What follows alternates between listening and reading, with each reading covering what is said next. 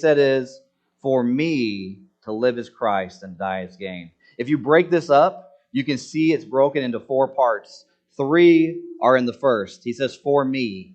It's a very personal relationship that he has. He has allegiance to Jesus Christ, and he has a personal connection with who Jesus is. When he says, for me, he is saying not just for me, but for me in my personal experience. I know Jesus. Can that be said about you? Because that's foundational to the rest of this sentence.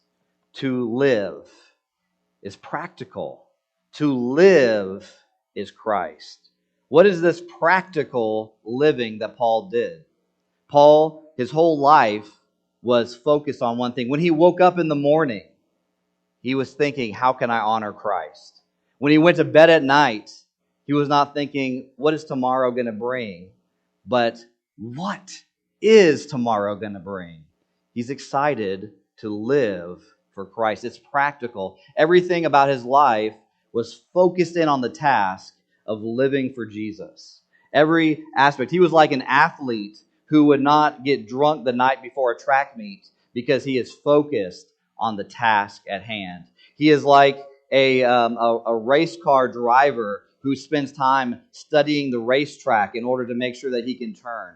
Everything about his life was purposed for living for Christ. It was practical. So not only was it personal, it was practical. And then finally he says this. He says, is Christ. For me to live is Christ. Do you hear the poem in that? Do you hear the cadence? In the Greek, there is no is. There is no verb. For me to live, Christ. For me to die, gain, is how you would read it in that Greek. And so we see that Paul says it's possible. Not only is it personal, not only is it practical, it's possible. Why is it possible? Because of Christ. That name, Christ, means Messiah, means Savior, means the anointed one, the one who has come to save you. So Paul is not saying I do this on my own effort. He's not saying that I earn this salvation. It's because of Christ. So for me to live is Christ. It is possible because of Christ, because of what he has done. So Paul, when he lives, he has one thing on his mind. It's the crucifixion of Jesus Christ and how that relates to everyday life. Is that your mind? Is that your mindset? I took a little liberty, and I made up my own little saying. And I took the words that Paul said to blank is Christ. I took out live, and I started adding in things. And this is what I kind of came up with. To breathe is Christ. To work is Christ. To do the dishes is Christ. To surf the internet is Christ. To watch TV is Christ.